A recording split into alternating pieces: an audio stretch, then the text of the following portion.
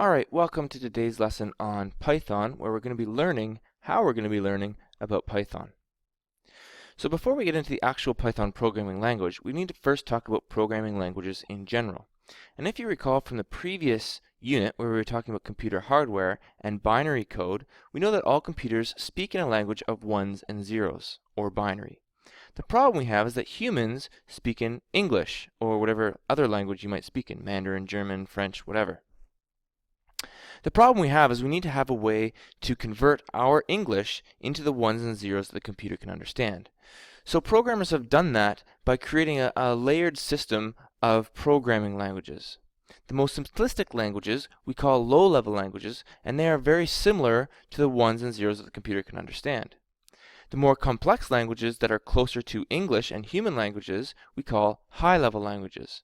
And you can sort of see that a high-level language can then be turned into an assembly language, it can be turned into a machine language, which can then communicate with your hardware.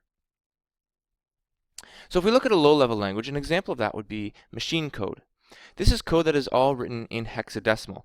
Hexadecimal is another numbering system very similar to decimal. And as we saw before in the last unit, we can easily convert between decimal and binary. And this hexadecimal language can be read by any computer, be it a PC or a Mac or whatever. Getting a little bit more complex, we have a mid-level language such as assembly language. This uses basic commands that we can again convert easily into machine code. This code is very specific to the machine that we're going to use. So here's an example of what assembly language might look like here. And then we get into a high-level language, which is much more similar to the language that you and I would speak to each other. So this makes it more easy for us to actually specify commands for the computer. It makes it easier for us to make sure we understand what the computer is going to do. The problem is that this language must be compiled or converted into a lower-level language in order to be used by the computer, because it doesn't understand the high-level languages that we have. So the high-level language we're going to be using is Python. And if we remember from back in the first unit where we talked about Alice, there are three types of programming languages. There's procedural, which means that code is going to be written line by line in the order that appears. There's an event-driven, which means that code is executed based on an event that happens on the screen, like clicking a button. And then there's object-oriented, which is what we were working with Alice, where everything in the world is an object and our programs are basically objects interacting with each other. Well, Python language can be both used as a procedural language and an object-oriented language. We are going to be using it as a procedural language because it's a little bit simpler and more straightforward for you to understand. It's a good introductory way of learning Python. And programs written in Python use what we call an interpreter. An interpreter converts code into a form the computer can understand. So that interpreter is going to allow us to compile that language into a lower-level language that the computer can understand. And there are two ways to use an interpreter in Python. We can use it as interactive mode or as script mode. Interactive mode is very simplistic. You can't really make complex programs with it. Essentially what it does is you write one line of code and it executes that one line of code. Then you write a second line of code, it executes that second line of code. A prompt is displayed on the screen that shows the computer is ready to receive the next command, and then it executes it as soon as you finish typing it. Script mode is more similar to what we were doing in Alice, where we're going to write a whole program out first, which we call a script, and then we're going to save it, which has an extension of .py, so that's how you recognize something that's a Python code. And then those can then be compiled and run by the compiler. So why are we using Python as opposed to one of the other programming languages? Well, number one, Python is pretty simplistic in the way that its syntax is and the way that it's written. So it's easy for you to understand. It's free, which means that you can do it at home and at school. You can run it on any system, so regardless of whether you have Macs at home or PCs at home, we can still all work on it together. It's a powerful language even though it's free and easy to use, so it can do most things that other programming languages are able to do. And it's also a very common language with many online resources available, one of which we will be using to help us understand Python. Now there are a bunch of different versions of Python that exist. The version we're going to be using is Python 3.5.0. So if you go to python.org to download Python at home, that's the version that you're going to want to download. Now there are a lot of resources on the internet that are based on Python 2.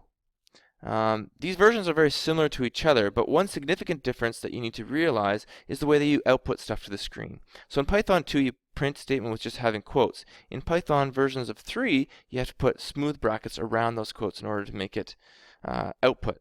We'll get into a little bit some more of those differences a little bit later on in our programming.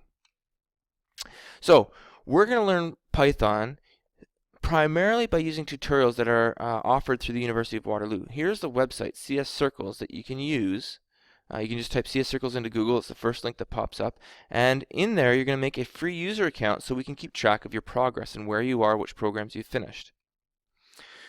When you get into CS Circles, you're going to find that there are a number of programs right inside the actual website. So you see something, for example, here. I could click inside this box and I can type my code right in the window, hit run program, and it'll run it right there for us. You'll also notice that there's going to be a lot of lessons in there. So those are going to become your notes by reading the lessons. That's where your notes come from, and then they will explain what you have to do in each of these boxes for code.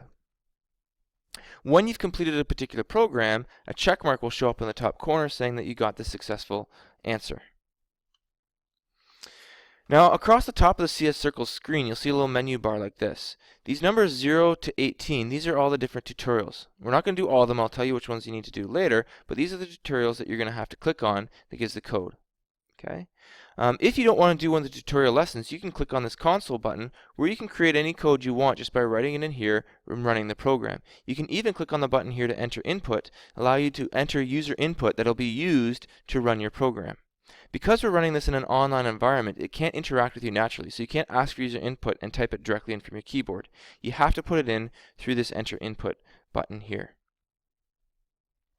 If you'd like to use the visualize option, this is very helpful for debugging. So when you have errors in your code and you're not quite sure why you're getting those errors, you can click on visualize. This will open up a new window, and inside that new window you'll be able to put the code that you're stuck with inside that window up here at the top. Click on the edit code button and you can add more lines of code. You can put as many lines of code in as you want. Then what you can do is you click on this forward button, and as you click on the forward button, the code is going to go line by line, and it will show you here what's currently stored in each of your variables and what is getting output to the screen.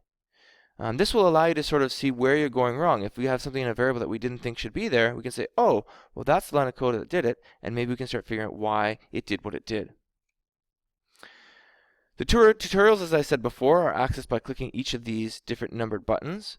You need to get through the following tutorials that are listed here by next week, Friday, by Friday, December the 11th. And if you click on the My Progress button at the top, you can quickly see where you are as to which programs you've finished in each of the different tutorial lessons. That's it. That's all we have for today. I'll see you in class tomorrow where we can practice what we've learned.